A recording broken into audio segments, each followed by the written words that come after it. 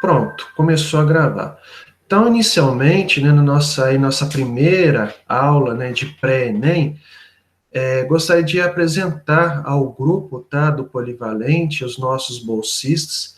Tá? Esse é um trabalho realizado aí pelo PIBID, mais um trabalho realizado pelo PIBID, que é o Programa de Iniciação à Docência. Nós estamos aqui na nossa live, né, aula talvez gravada aí para alguns, de um pré-ENEM de Biologia. Então, são os estudantes do curso de Biologia da UENG e vai dar uma aula, tá, revisionando os conceitos de biologia, tirar dúvidas também de algum assunto aí que vocês estejam estudando, principalmente para os alunos de terceiro ano, tá, que vão prestar talvez vestibular esse ano, seja ele pelo PISM ou mesmo pelo ENEM, tá. Então, sou aqui professor João Paulo, do Polivalente. Gostaria de desejar a todos aí, né, um bom dia, boa tarde, boa noite, dependendo do horário que você esteja assistindo.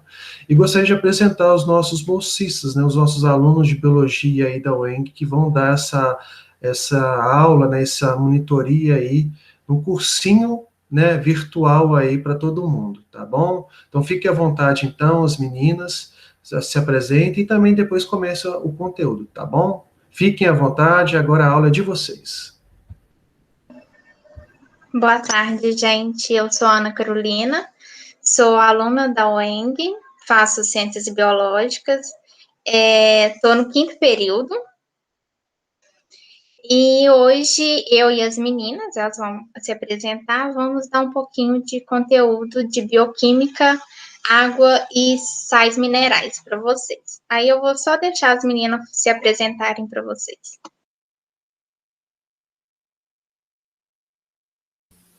Eu sou a Ariane, também estou no 5º período atualmente, da UENG. Como a Ana Carolina falou, hoje nós vamos falar sobre a água e os sais minerais, algumas propriedades bioquímicas. Qualquer dúvida, vocês podem mandar no chat. Boa tarde, meninas. Meu nome é Jaqueline. Eu também estudo Ciências Biológicas na UENG. Também estou no 5º período. Inclusive, nós três estudamos juntos, eu, a Ana e a Ariane.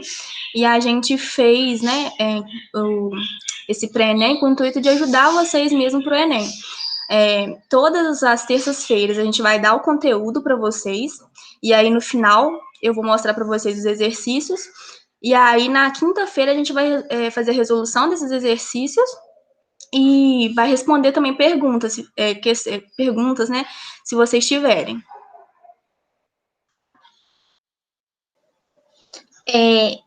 Lembrar, aproveitar essa oportunidade que a gente está tendo e divulgar o nosso laboratório virtual, laboratório em casa, que vai voltar no nosso Instagram, e eu queria contar com a presença de vocês. Eu vou pedir a Jaqueline para projetar a nossa apresentação, e depois da apresentação ela vai mostrar os exercícios que vamos deixar para quinta-feira, que vamos resolver com vocês, ou tirar dúvidas, o que vocês acharem melhor. Só a Jaqueline vai projetar para mim. Aí eu vou desligar minha câmera para ficar mais fácil para mim, que a minha internet é meio pesada, meio lenta.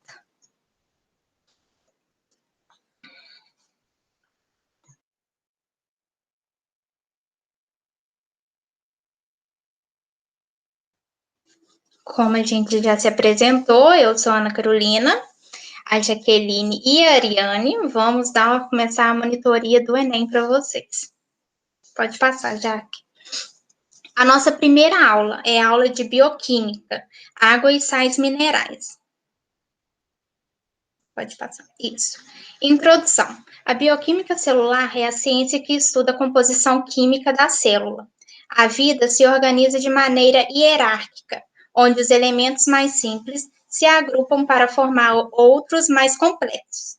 Assim, existem níveis de organizações dos seres vivos que são. Pode passar. Aí vamos começar do mais simples, o átomo. O átomo é o elemento mais simples que temos, e eles vão se agrupar e formar outro elemento mais complexo que ele. Então, o átomo, ele vai formar com outros átomos e vai dar a formação de moléculas. Aí, assim, a molécula vai juntar com outras moléculas, vai formar organelas, as organelas vão se juntar com outras, formar células, e assim sucessivamente. Células formando tecidos, tecidos órgãos, órgãos formam sistema, sistema forma organismo, organismo forma população, população comunidade, comunidade ecossistema e ecossistema biosfera. Pode passar. Apesar da diversidade de átomos encontrada na natureza, os seres vivos são formados basicamente de carbono, hidrogênio, oxigênio, nitrogênio, fósforo e enxofre. Esses 6 elementos constituem 98% da massa corporal, sendo os 4 primeiros os mais abundantes. Os 4 primeiros são os carbonos, o nitrogênio, o oxigênio e o carbono, hidrogênio, oxigênio e nitrogênio. Aí, para vocês se lembrarem de quais são os átomos mais encontrados na natureza e nos seres vivos, vocês vão lembrar dessa palavra que está embaixo, em negrito, que é CHOPS, que aí cada letra vai representar o átomo que é inicial desse átomo. C, carbono, H, hidrogênio, O, oxigênio, N, nitrogênio, P, fósforo e S, enxofre. Pode passar, Jaque. Esses elementos são agrupados formando moléculas simples e moléculas complexas nos sistemas biológicos. Resumidamente, podemos dizer que a matéria viva apresenta a seguinte constituição química: inorgânica e orgânica. O que seria uma substância orgânica, né? Vamos começar com a orgânica. A orgânica é aquela que a molécula, cujo o principal elemento químico é o carbono. Então, toda substância orgânica, ela vai ter na sua molécula o carbono presente. Já a inorgânica, ela não possui o carbono como principal elemento na sua composição. Então, vamos exemplos. Inorgânicos, temos a água e os sais minerais. E os orgânicos, temos os carboidratos, glicídios ou açúcares, lipídios, proteínas, enzimas, vitaminas e ácidos nucleicos. Pode passar, Jaque. Denomina-se metabolismo o conjunto de reações que mantém as funções vitais do organismo. As reações de síntese, como a de uma nova fita de DNA ou proteína, são chamadas de anabolismo. Já as reações de quebra, como a digestão de amido, são chamadas de catabolismo. Então, o que seria esse metabolismo? Os átomos e as moléculas, além de fazer parte das estruturas que compõem o organismo, também fazem parte de diversas reações químicas que ocorrem no interior de sua célula e tecido e órgão.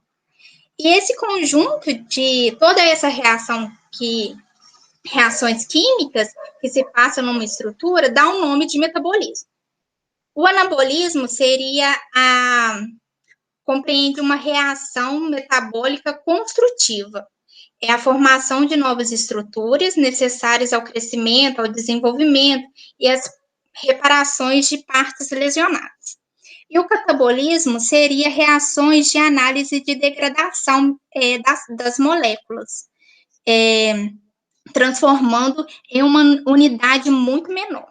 Pode passar, Jaque. Então, vamos falar da água, compostos inorgânicos. Primeiro, a água, né? É a substância mais abundante encontrada nos seres vivos. A porcentagem média de água nas células varia de 60% a 80%. Entretanto, a proporção de água nos organismos vivos varia de acordo com espécie, passa para mim, Jaque, idade e atividade metabólica. Tem como voltar? Espécie. Cada espécie tem uma quantidade de água. Exemplo, melancia, ela tem 95% de água na sua composição, água-viva, 95% também, e organismos humanos têm 65%. Pode fazer isso. A idade. Quanto maior a idade, menor a proporção de água. No organismo humano, até 2 anos, a proporção é de 75% a 80%, e entre 15 e 20 anos, o valor é de 60%.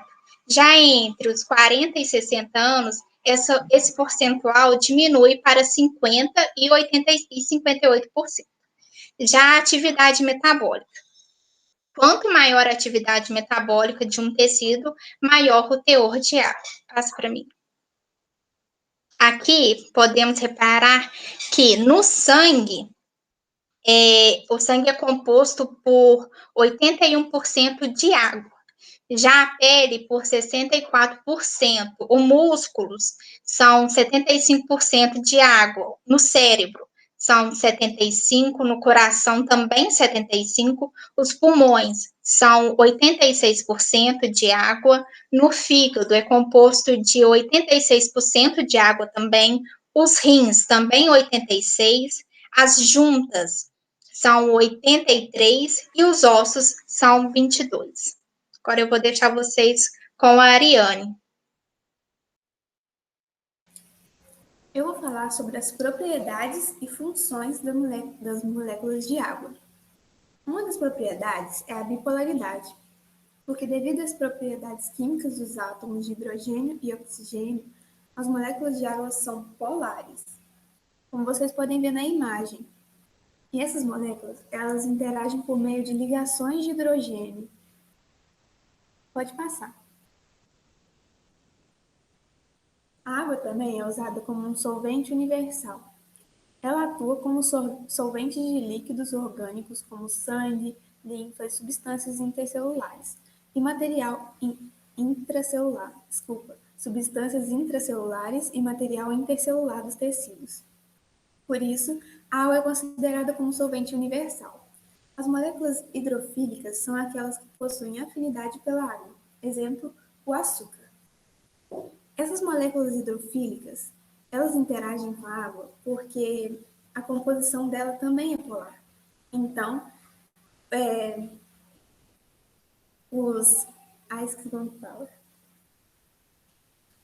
Mas as moléculas polares dissolvem polar e a polar dissolve a polar. Por isso que as moléculas hidrofóbicas, elas possuem aversão pela água. Ou seja, os lipídios, que são famosas moléculas de gordura, as gorduras, elas não são dissolvidas pela água. Por quê? Porque é um composto apolar. Sendo um composto apolar, o que dissolveria seria um composto apolar. O que é o caso, por exemplo, de um detergente e um shampoo, é que eles possuem uma cadeia apolar com uma extremidade polar. Então, eles interagem tanto com a água quanto com a gordura. Por isso, eles interagem com a água. Por exemplo, você coloca um detergente e a água limpa, ela tira esse detergente porque ela interage com a parte polar, mas ela também retira a gordura devido à parte apolar da molécula. Pode passar. A tensão superficial da água a tensão superficial é a força de coesão promovida pelas pontes de hidrogênio, que mantém as moléculas de água unidas umas às outras. A água pode formar uma película na superfície. E essa propriedade explica por que um inseto consegue pousar na superfície de água. E também forma a forma da gota, porque essa tensão superficial da água, ela é o que mantém, por exemplo, esses insetos, como na imagem. As forças, elas não se compensam e ela atua como uma membrana, porque é como se fosse uma película na água, assim. Por isso que também as moléculas das gotas, quando formam uma gota, elas ficam sempre unidas. Pode passar. Alto calor específico e alto calor de vaporização. Participa da manutenção da temperatura corporal, atuando como um fator de equilíbrio térmico devido ao alto calor de vaporização e evaporação. No suor, resfria o corpo. Já o alto calor específico reduz as variações de temperatura. Aqui está autoexplicativo. A água, ela tem essa propriedade de resfriar, por ela ter o alto calor específico, e ela também possui o alto calor de vaporização, que ela reduz e aumenta, assim, drasticamente as temperaturas, quer dizer, rapidamente as temperaturas, devido a esse fator de ter calor específico e calor de vaporização. A capilaridade é a tendência que a água possui de subir pelas paredes de tubos finos. Isso acontece devido às ligações de hidrogênio. Como eu falei no início, essa propriedade é importante para a subida de seiva bruta pelo xilema. Como mostra na imagem, o nível da água ele sobe para o tubo mais fino pelas paredes. Isso é devido a essa propriedade de capilaridade. E as ligações de hidrogênio, como eu falei no começo, que mantém essas moléculas juntas, unidas. Pode passar. O equilíbrio osmótico da água. A sua presença é fundamental nos processos de transporte de substância como nutrientes de oxigênio, gás carbônico e excretas. Lubrificante. Em reações de atrito, como nas articulações ósseas, que contém o líquido sinovial, também do líquido pleural ao redor dos pulmões. Como você deve ter notado, na imagem que a Ana Carolina falou sobre as juntas, possui uma alta porcentagem de água. E é por isso, porque a água é lubrificante e está presente nessas regiões de atrito, como nas articulações, por exemplo. Meio para reações químicas. A hidrólise é a quebra de determinadas moléculas pela água. Já a síntese, por meio da desidratação, é a síntese de uma molécula com liberação de água para o meio. E é por isso que quando a gente fala, por exemplo, que algo está apodrecendo, tirando o fato de estar se decompondo, ele também está desidratando, que é essa perda de água. Por isso, por exemplo, uma planta, ela murcha, que ela desidrata. Pode passar. Agora eu vou deixar esse slide com a Jaqueline.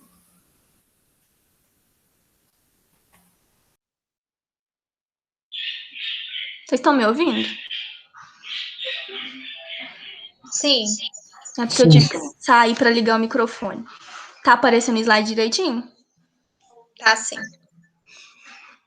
Então, dando continuidade que as meninas estavam falando, agora eu vou falar sobre sais minerais, que são compostos, né, inorgânicos importantíssimos, né, para a manutenção do nosso organismo. Então, os sais minerais são inorgânicos, e uma forma simples da gente definir, né, essa questão de inorgânicos é que eles não são derivados de seres vivos, como animais e vegetais, né? Eles são geralmente provenientes de minerais e de rochas. Além disso, os sais minerais são normalmente obtidos pela ingestão de água e alimentos, ou seja, o nosso corpo naturalmente ele não produz esses sais minerais. Então, por isso que é necessário que a gente tenha uma alimentação equilibrada, com verdura, legumes e frutas, para que a gente possa obter, né, esses sais minerais que são essenciais, porque a gente vai ver depois que a falta de algum desses sais que eu vou falar posteriormente pode causar diversos problemas no nosso corpo. Ele também, né, são moléculas simples, imprescindíveis ao nosso organismo, ou seja, o nosso organismo não funciona sem eles, e aí eles representam cerca de 3 a 5% da massa dos seres vivos. Quanto à classificação desses sais, a gente pode classificar eles de duas formas, basicamente. Quanto à solubilidade, né? No caso, insolúveis ou solúveis, e quanto à quantidade que a gente tem que ingerir diariamente, que são os macronutrientes e micronutrientes. Primeiro, eu vou explicar a questão da solubilidade. Existem sais que são insolúveis, ou seja, são aqueles sais que não estão dissolvidos no nosso corpo. Eles geralmente fazem parte de alguma estrutura, como o nosso sistema esquelético. Um exemplo de sal que está muito presente, né, no nosso sistema esquelético é o cálcio. Ele é Isso daí eu não entendi. Foi nada.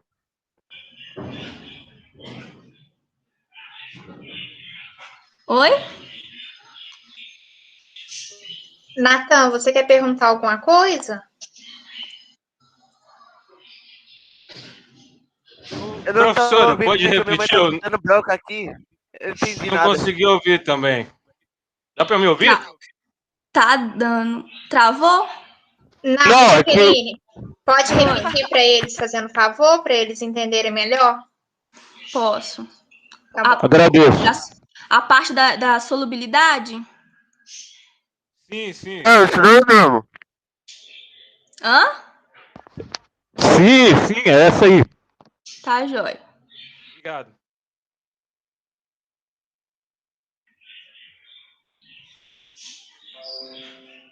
Tá dando pra ver? Que eu tive que Sim. colocar. Sim, tá sim. Pode continuar. Então, os sais, como eu tinha dito, eles podem ser classificados de duas formas. Ou eles podem estar solubilizados no nosso corpo, ou eles podem fazer parte de alguma estrutura. Um exemplo é o osso. Quando eles são insolúveis, ou seja, eles não estão solubilizados em nenhuma parte do corpo, eles estão fazendo parte de alguma estrutura, como o cálcio, que faz parte dos nossos ossos. O cálcio, ele vai ser um sal mineral extremamente importante, porque ele vai dar ao nosso corpo uma rigidez, aos nossos ossos, no caso, uma rigidez. Já os solúveis, eles já estão dissolvidos no nosso corpo. Eles não fazem parte de uma estrutura, assim, como é que eu vou dizer? Tipo assim, de uma estrutura como os nossos ossos. Ou como... Tipo assim, como os nossos ossos. Eles vão estar, assim, dissolvidos entre o nosso organismo, no nosso corpo. E aí, quando eles são solúveis, quando eles estão dissolvidos, eles atuam no nosso metabolismo no formato de íons. E aí, quando a gente fala de íons, a gente tem que lembrar que a gente possui íons com carga positiva e íons com carga negativa. Quando esses sais eles estão em forma de íons positivos, eles são chamados de cátions. E quando eles estão em formato de íon negativo, eles são chamados de ânions. A outra forma que a gente classifica os sais é em macronutrientes e micronutrientes. E essa classificação se refere à quantidade de sais que a gente tem que ingerir por dia. Porque a gente tem uma certa quantidade de cada sal que a gente precisa de ingerir. Então, quando um sal ele é um macronutriente, significa que é preciso que a gente ingira mais de 100 miligramas por dia desse sal. Um exemplo de sal que a gente tem que ingerir mais de 100 miligramas por dia é o sódio, o potássio e o cálcio. Porque o cálcio, né, é importante para os nossos ossos. E o sódio e potássio tem aquela relação da bomba de sódio e potássio, que também é importante para fazer o equilíbrio nas nossas células. E os micronutrientes são os sais minerais que a gente precisa de ingerir menos de 20 miligramas por dia, que no caso é o ferro, o iodo e o flúor. Eu vou explicar passo a passo a função de cada sal e quais alimentos a gente encontra esses sais para vocês entenderem melhor. Ô, Jaque, Oi. só um minutinho. Ariel, você queria falar alguma coisa? Fazer alguma pergunta? Porque eu não tô... Adriel, eu não tô te escutando. Eu acho que o seu áudio tá ligado. Ele disse que foi no banheiro. Ah, Fazer o sim. número 2. Então tá bom. Pode continuar, Jaque. Qualquer coisa, se alguém estiver falando alguma coisa, você me fala, porque como eu tô compartilhando, eu não consigo ver quem tá falando no Tá chat. bom. Vocês Pode podem continuar. deixar também a pergunta no chat, gente. Isso, na Então, quinta, para depois a gente vocês responde no final. que entraram depois, a gente falou no início, né? Que hoje a gente vai dar o conteúdo e na quinta-feira a gente vai dar exercícios sobre esse conteúdo, que é água e sais minerais. Aí, se vocês tiverem alguma dúvida, vocês podem deixar ou no chat, ou vocês podem deixar naquele grupo de monitoria que a gente fez. Que aí, na quinta-feira, a gente faz a resolução dos exercícios e responde todas as dúvidas que vocês tiverem. Aqui tem essa tabelinha. Aí tem o sal mineral, a função desse sal e a fonte, ou seja, o alimento que é rico nesse sal. O primeiro sal mineral que a gente tem é o cálcio. E, como eu disse, ele é importante, né, para dar rigidez no nosso osso, e ele também é importante para os nossos dentes. E a falta do cálcio, né, nos nossos ossos, ele causa a osteoporose. Eu acho que todo mundo já deve ter ouvido falar. A osteoporose é uma doença, né? Pra mim quando ficou com isso daí, não.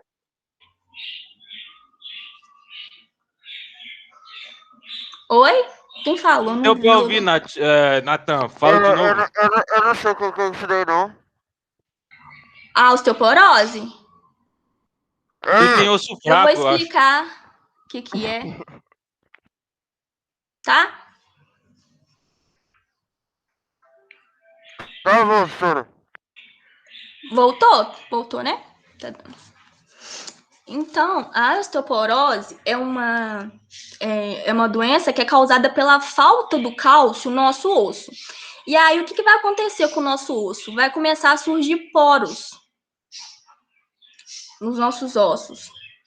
E aí, com esses poros nos ossos, é mais fácil dele se quebrar. Então, quando a pessoa tem osteoporose, qualquer batidinha que ela dá em algum lugar, é mais fácil que o osso dela se quebre, por causa desses poros. Porque o cálcio, ele confere uma rigidez nos nossos ossos. Então, a falta dele deixa os nossos ossos mais fracos. Além disso, né, ele participa da coagulação do nosso sangue. Quando a gente dá um cortezinho na pele, um cortezinho, né, que não é tão profundo, mais rasinho, aí o cálcio vem atuando junto com a proteína e junto com as plaquetas para coagular esse sangue para que ele pare de sair. Aí, posteriormente, né, acontece todo o processo de cicatrização.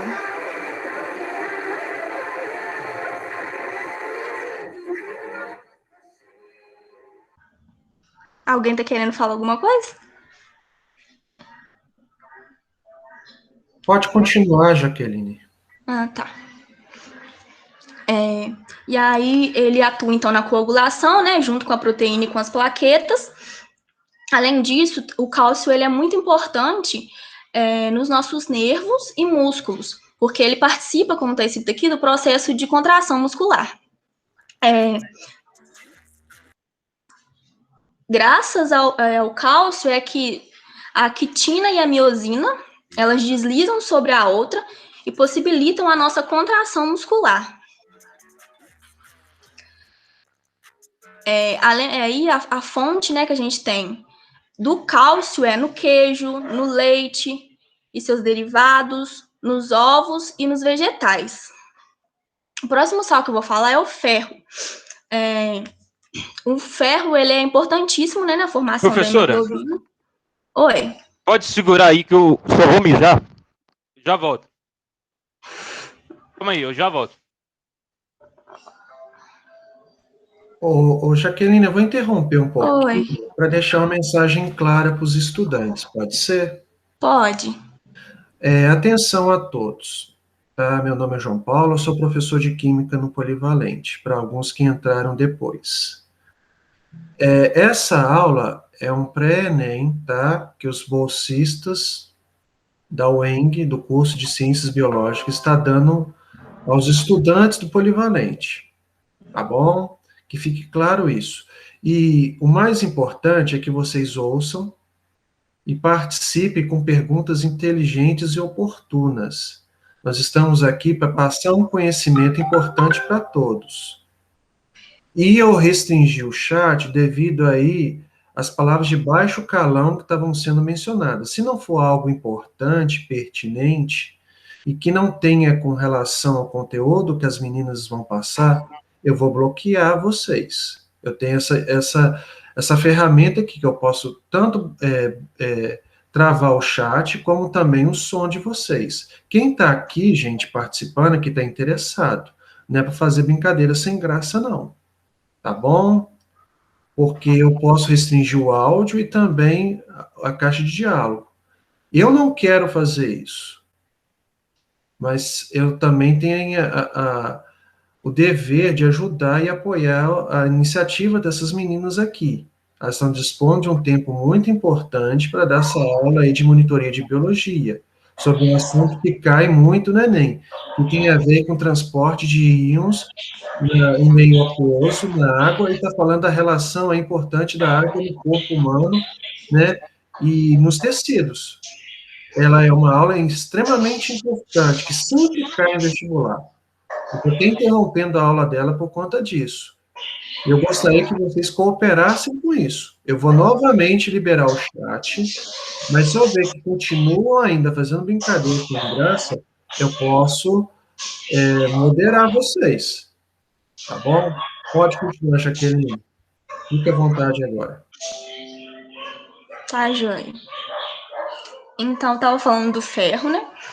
Que ele é um importante componente na formação da hemoglobina. Porque na hemoglobina, que é uma proteína, né, que está presente nas nossas hemácias, e aí o ferro também ele é fundamental para a nossa respiração celular. Porque para ter respiração celular, a gente precisa do gás oxigênio. E aí o ferro ele ajuda, né, a carregar essa molécula de oxigênio.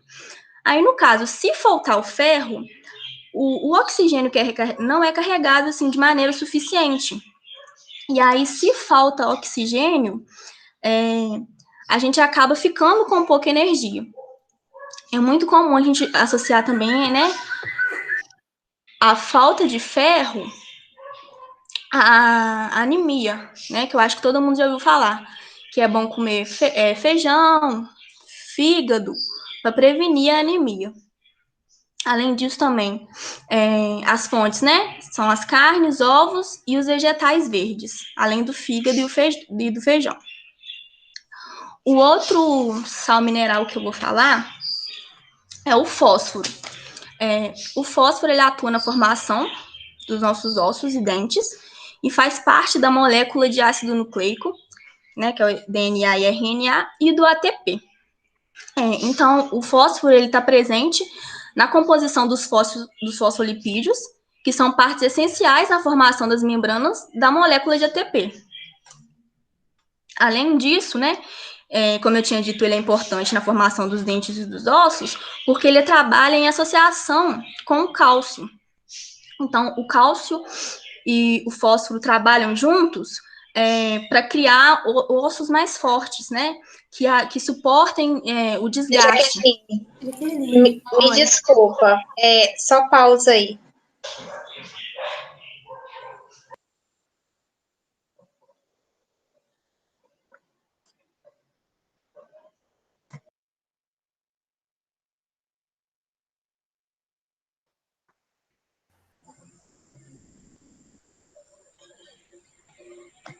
Infelizmente, isso está acontecendo, gente. O que aconteceu?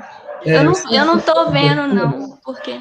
Outro aluno, ele apertou para apresentar, para atrapalhar a aula de vocês. Infelizmente, gente, isso vem acontecendo muito. Não só aqui, mas várias escolas. Você tem aí o horário, a disponibilidade, a oportunidade, né, de dar uma aula interessante com relação ao conteúdo de biologia. Mas algumas pessoas vêm para atrapalhar, não é?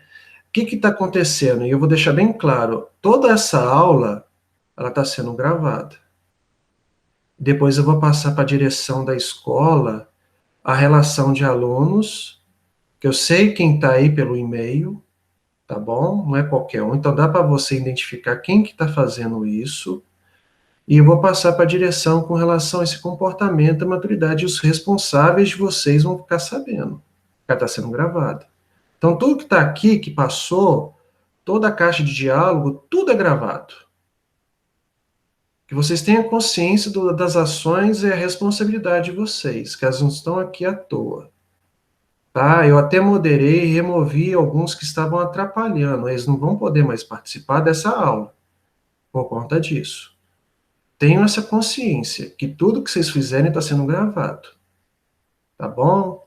Desculpa interromper mais uma vez, Jaqueline, Ariane, tá? Por conta dessa mau comportamento dos estudantes, tá bom? Podem continuar. Tá dando para ver a tela? Sim. Então tá bom. Tava no fósforo, né?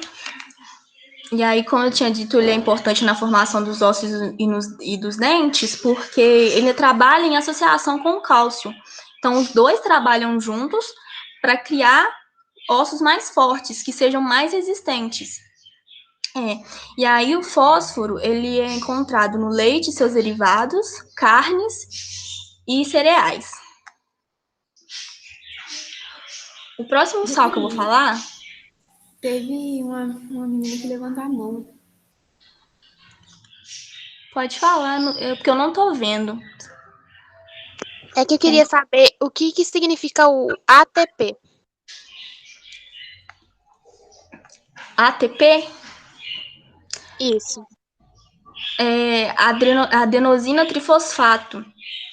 Ela é um componente, né, da nossa respiração celular. Você já estudou respiração celular? Não. Acho que sim. Aí você nunca ouviu falar, não, de adenosina trifosfato? Não. Vou fazer o seguinte. Na aula de quinta-feira, eu vou combinar com as meninas, a gente vai trazer algum esqueminha sobre respiração celular para você entender melhor, porque respiração celular é meio grande e complicado para eu explicar agora. Pode ser? Aí na quinta-feira, depois que a gente der os exercícios, a gente explica o que é o ATP, a função dele na respiração. Ok, obrigada. De nada, Maria.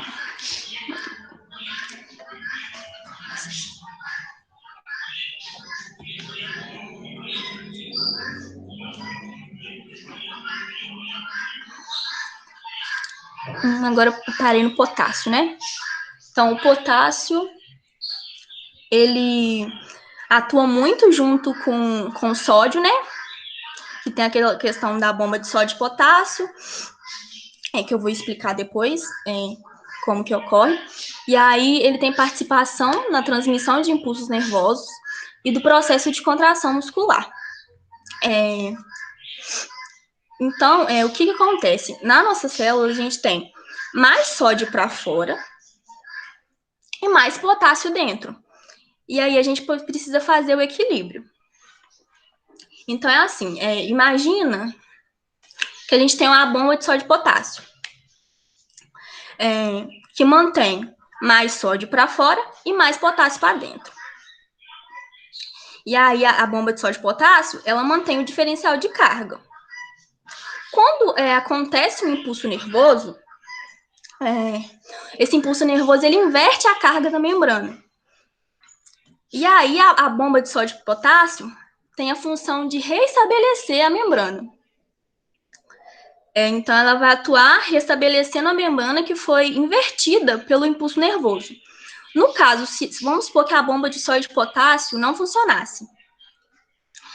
No caso, ou seja, né, o potássio saía, mas não entrava o sódio. Aí iria ocorrer um problema no equilíbrio osmótico. Porque se tem mais soluto para fora da célula, a água, né, que é o solvente, vai se deslocar para lá. E aí pode ocorrer, pode ser que a célula morra, né? E aí o potássio ele é encontrado em vegetais, leite, carne, fruta e ovos. O sódio, ele participa de quase das mesmas funções que o potássio, né? Que é essa questão, né, da bomba de sódio e potássio. Então, ele participa também dessa transmissão do impulso nervoso, né? Ele ajuda a inverter o equilíbrio. E aí, quando a gente fala de sódio, tem uma doença que é muito conhecida. Acho que todo mundo já ouviu falar, que é a hipertensão. A hipertensão é o excesso de sódio. E aí acontece da seguinte forma. Quando a gente come muito sal, o nosso plasma sanguíneo, ele fica cheio de sal. E se tem, né, muito sal, a água que está nos nossos tecidos, ela vai migrar para o plasma sanguíneo. Então, vai ocorrer um volume maior de sangue. E aí, quando ocorre esse volume maior de sangue, o coração tem que fazer uma maior força para bombear esse sangue para o corpo. E aí, esse esforço, né, que o coração faz para tentar bombear, né, o maior fluxo de sangue, isso pode gerar a hipertensão. E aí o sódio, né, ele é muito encontrado no sal de cozinha. Por isso que quem tem hipertensão não pode comer muito sal. Ingerir muito sal. O próximo que eu vou falar é o iodo. O iodo ele é importante na formação de hormônios da tireoide, como T3 e T4.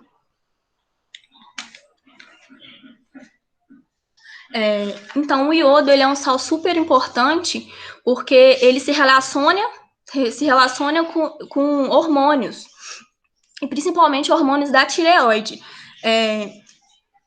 E então, ele vai ser fundamental para o funcionamento da tireoide. E a falta de iodo pode causar um grande problema na tireoide. E aí a tireoide ela começa a inchar, a glândula tireoide inflama e causa o bócio, que é uma inflamação, né? O bócio, ele é um problema que a gente não vê falar mais, mas antigamente ele era muito conhecido, principalmente em algumas regiões onde ele dava mais, em algumas regiões do Brasil. E aí ele é causado, então, pela falta de iodo. Quando não tem iodo, a tireoide inflama e incha. Então, você fica assim com o pescoço inchado. E aí, como isso estava sendo muito recorrente, anos atrás, o governo teve que arrumar uma forma de tentar acabar com isso. Porque a forma era muito simples. Tinha que arrumar um jeito da população ingerir mais iodo, de alguma forma. E aí, foi regulamentado pelo governo que o sal de cozinha teria que vir com iodo. E aí, como o sal de cozinha, né, é uma coisa barata e que todo mundo tem acesso, então foi regulamentado que o sal de cozinha viesse com iodo. E aí, vocês podem reparar na casa de vocês que geralmente o sal vem escrito sal iodado, que é acrescido de iodo. Então, todos os sais têm que vir com iodo. E aí, com essa questão, né, de colocar o iodo no sal, o problema do bócio, que era o inchaço da tireoide por falta de iodo, foi acabando. Hoje a gente quase não vê falar mais sobre isso. E aí o iodo é encontrado em peixe, sal, frutos do mar, laticínios e vegetais. Agora eu vou falar do magnésio. O magnésio, ele também é necessário para os nossos ossos, sangue e músculo. Ele forma clorofila nos vegetais. E aí ele é encontrado nos cereais, nos vegetais verdes e nos chocolates.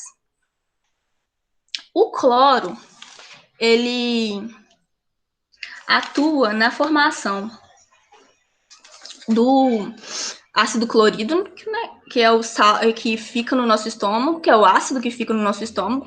Ele também faz o equilíbrio osmótico, que é o equilíbrio, né, de água nas nossas células, e o controle do pH. E aí ele é encontrado também no sal de cozinha e em outros alimentos. O flúor, ele também é importante na formação dos ossos e dentes, e ele protege os nossos dentes contra a cárie. Todo mundo, acho que quando era menor, já deve ter ido na escola de vocês dentista, e com um líquidozinho, e aí a gente tinha que ficar com um negócio na boca, e eles falaram que era flúor pro dente, né? O que acontece? O flúor, ele fortalece o nosso esmalte dentário.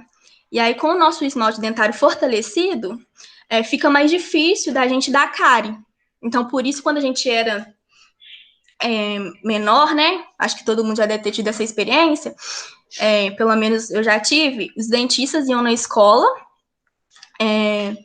com o flúor, aí eles colocavam no negocinho, no moldezinho, e a gente tinha que colocar no dente e deixar por uns minutinhos. Isso era para fortalecer os nossos dentes e evitar que naquela época a gente tivesse cárie. E aí um exemplo de uma fonte de flúor é a água fluorada.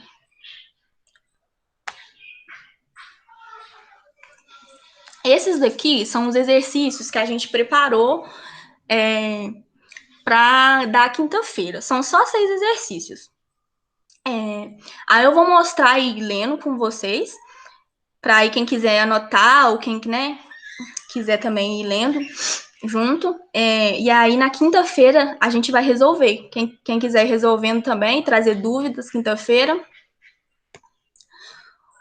O primeiro exercício diz assim: a água apresenta propriedades físico-químicas que colocam em posição de destaque com substância essencial à vida. Entre essas, deslocam-se propriedades térmicas biologicamente muito importantes. Por exemplo, o elevado valor de calor latente de vaporização. Esse calor latente refere-se à quantidade de calor que deve ser adicionada a um líquido em seu ponto de ebulição, por unidade de massa, para convertê-lo em vapor na mesma temperatura, que no caso é a água igual a 540 calorias por grama. A propriedade físico-química mencionada no texto confere à água a capacidade de. Então, aqui fala das características de uma das propriedades da água, que a Ariane falou. E aí, está perguntando, de acordo, né, com as características que aqui está falando, que propriedade seria essa? Letra A, servir como doador de elétrons no processo de fotossíntese. B, funcionar como regulador térmico para organismos vivos. Letra C, agir como solvente universal nos tecidos animais e vegetais. Letra D, transportar os íons de ferro e magnésio nos tecidos vegetais. Letra E, funcionar como mantenedora do metabolismo de organismos vivos. Jaqueline, Oi. eles estão falando que não está aparecendo o slide de exercício. Não está aparecendo? Espera aí que eu vou... Uma dica, tenta sair da apresentação e tentar apresentar novamente. Espera aí. Gente, uma coisa, esses exercícios a gente tirou de Enem e de vestibular, aí a gente está passando para vocês agora, mas não é para vocês resolverem agora. A gente vai, vocês podem resolver, essa live vai ficar salva, o João Paulo está gravando ela, depois vocês podem assistirem ela e tirarem print, né, porque vai ser um vídeo, vocês podem pausar, aí vocês tiram print ou copiam e resolvem esses exercícios, que na quinta-feira a gente vai resolver esses exercícios com vocês, entendeu? Aí se vocês tiverem dúvida na quinta-feira, a gente vai tirar essas dúvidas e resolver esses exercícios juntos com vocês. Tá aparecendo? Agora? Tá sim, Jaque? Tá. Vocês conseguiram pegar o exercício 1 ou não? Quem não estava dando para ver.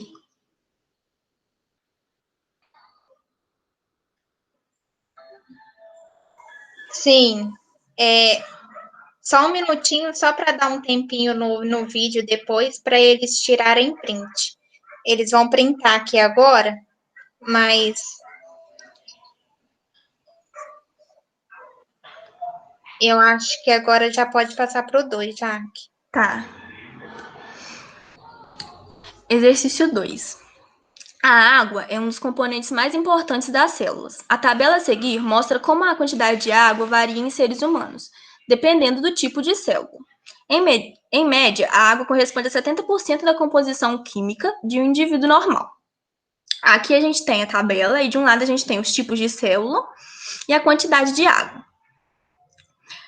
Então, o tecido nervoso substância cinzenta é composto de 85% de água. O tecido nervoso substância branca é composto de 70% de água. A medula óssea, 75%. O tecido conjuntivo, 60%. O tecido adiposo, 15%. As hemácias, 65%. Os ossos, né, sem a medula, 20%. Aí a questão fala assim: durante uma biópsia, foi isolada uma amostra de tecido para análise em um laboratório. Enquanto intacta, essa amostra pesava 200 miligramas. Após a secagem em estufa, quando se retirou toda a água do tecido, a amostra passou a pesar 80 miligramas. Com base na tabela, pode-se afirmar que é uma amostra de acordo com a quantidade de água, né, que esse tecido perdeu, é que vocês vão associar a quantidade de água aqui que tem naquela tabelinha. Letra A, tecido nervoso, substância cinzenta. Letra B, tecido nervoso, substância branca. Letra C, hemácias. Letra D, tecido conjuntivo. E letra E, tecido adiposo.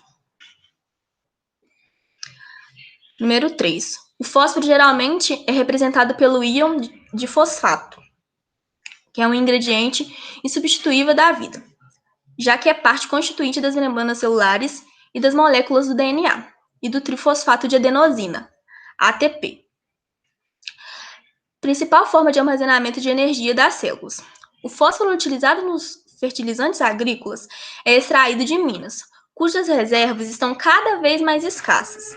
Certas práticas agrícolas aceleram a erosão do solo, provocando o transporte de fósforo para os sistemas aquáticos, que fica imobilizado nas rochas. Ainda, a colheita de lavouras e o transporte de restos alimentares para os lixões diminuem a disponibilidade de íons no solo. Tais fatores têm ameaçado a sustentabilidade desse íon. Uma medida que amenizaria esse problema seria...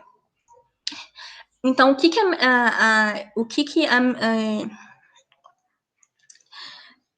amenizaria a falta, a escassez desse cálcio nos solos e nas rochas?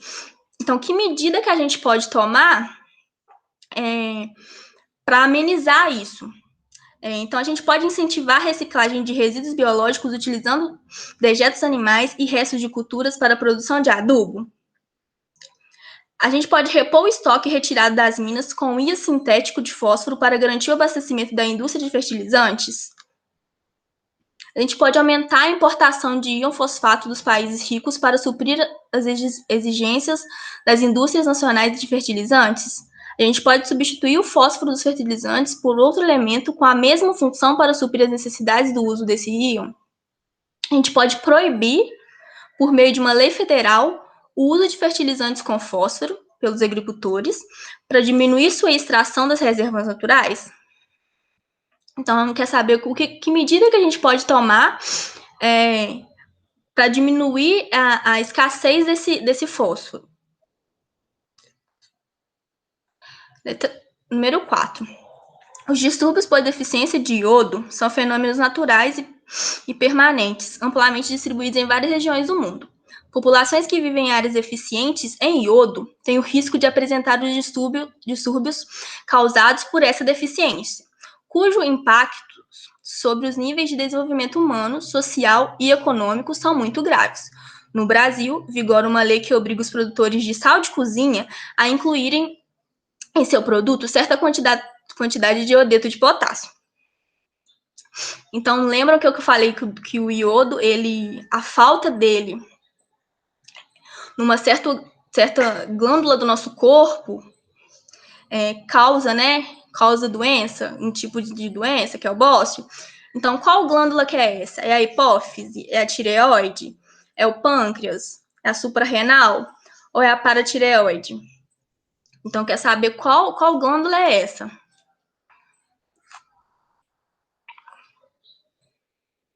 Questão 5.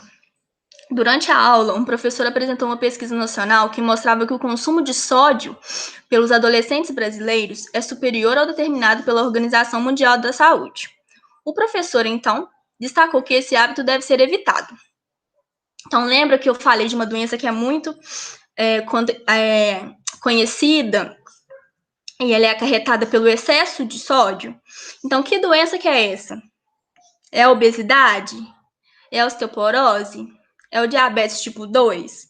É a hipertensão arterial ou é a hipercolesterolemia?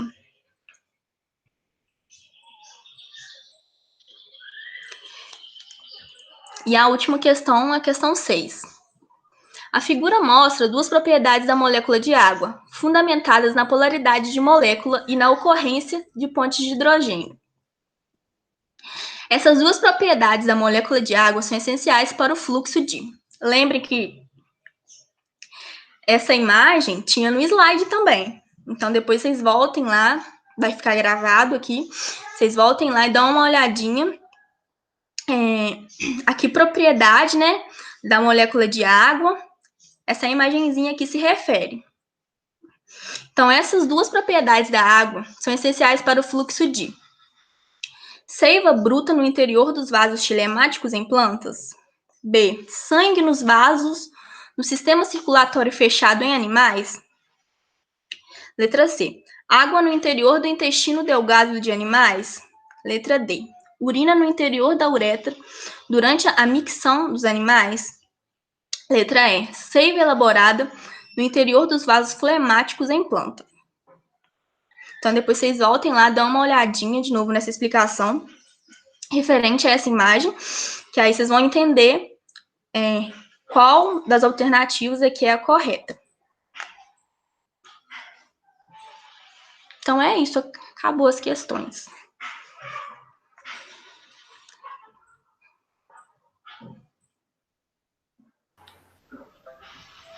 Bem, então a gente pode abrir agora, né, meninas, o áudio para quem tem alguma pergunta, né, com relação à apresentação, né, com relação ao questionário que vocês falaram. Vamos deixar aí abrir o espaço para os estudantes do Polivalente, né? Vocês podem falar, gente.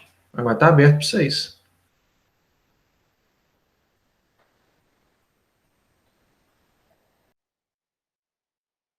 Dúvidas?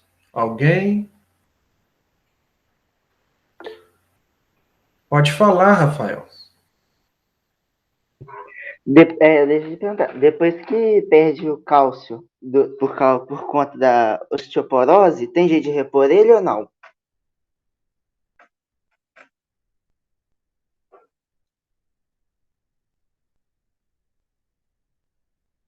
Me ouviu? Posso ajudar? Meninas, posso ajudar? Pode falar, João Paulo. Então, o Rafael, o cálcio, né, como as meninas falaram, é importantíssimo, né, para os ossos, para a formação dos dentes, para a cicatrização e coagulação sanguínea, né, e principalmente as mulheres depois da menopausa, né, elas têm uma queda brusca de cálcio. E com a idade, né, os nossos ossos também perdem grande parte disso, a densidade óssea. E aí acontece a fratura, né, queda e a gente compromete isso.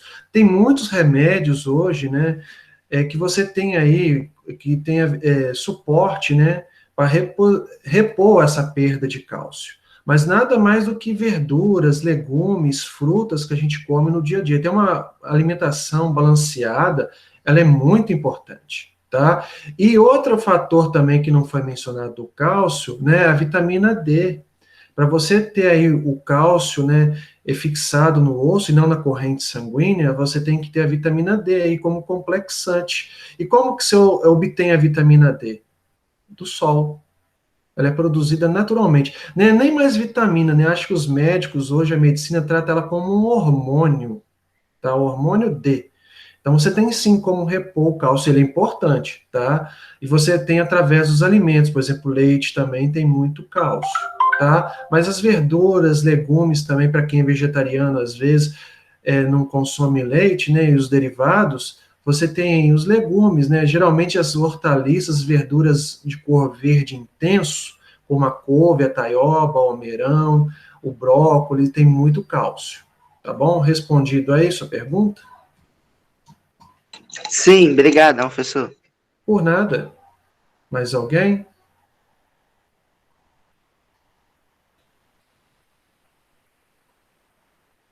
Então, gente, para a gente terminar a nossa live, né, de pré-ENEM de biologia, que as meninas aí falaram muito importante aí da água, né? Água sempre é um tema que cai muito em concurso, e ela falou também dos íons que tem no corpo humano, isso é muito importante aí no metabolismo, tá? Então, gostaria que a gente abrisse aí a tela, se é possível, se vocês quiserem, né, para a gente printar e depois disponibilizar lá no grupo, né, a participação de vocês, tá? Que ela é importante aí para a gente manter. É o nosso combustível aí como professor, elas também estão preparando material, né, que valoriza o trabalho de todo mundo. Não é fácil preparar essa live, não. E foi uma live aí, ó, de quase 1 hora. Tivemos alguns probleminhas técnicos, mas elas deram uma aula show, tá?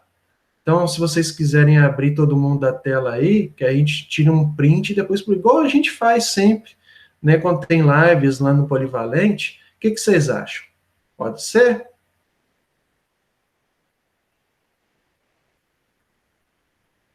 Hein, Polivalente? Eles estão com vergonha, João Paulo. Mas eu gostei que tiveram muitas participações, né, gente? Olha aí quantos alunos Sim, estão, eu fiquei muito feliz, fiquei feliz mesmo. né? Gostei muito de ver o pessoal aqui. Outra dica importante aí que a gente pode fazer, né? Esse material tá todo em PDF, não tá? Ou melhor, em PowerPoint, não tá?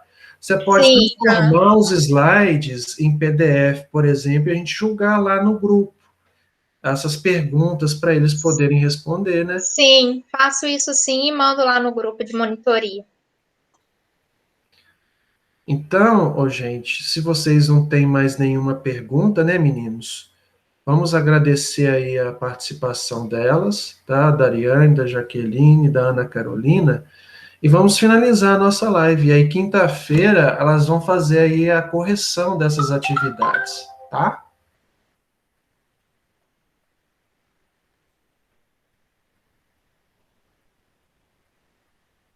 Aí, tá vendo aí? Importante esse retorno, esse feedback aí da Maria, né? Obrigado aí, professores. Por nada, Rafael. Obrigada a vocês pela participação. Aí vai ser toda terça e quinta que vai ter aula ou só foi essa semana só?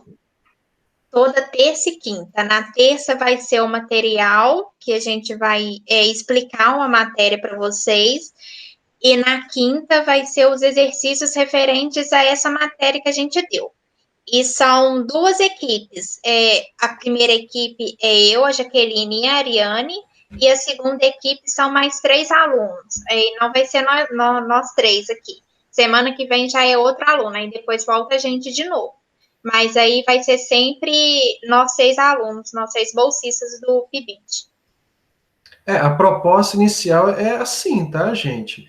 Mas também a gente precisa desse retorno da participação, cooperação de todo mundo, porque isso é um projeto, né? Que a escola. Você acha que está acontecendo isso em outras escolas? Não. A gente está disponibilizando essa aula particular, tá, com alunos universitários da UENG. Eles são alunos da Faculdade de Ciências Biológicas, vão ser futuros professores de biologia. Eles estão fazendo esse trabalho vinculado ao PIBIT. Então, a participação, o interesse de vocês é fundamental. Quanto mais alunos estiverem participando, igual foi hoje muito bom, né? Cada aula, se tiver esse número de alunos ou mais, a gente vai sempre estar propondo isso para vocês, tá bom? Então, a gente conta com a participação e interesse de vocês. Tá legal? Joinha?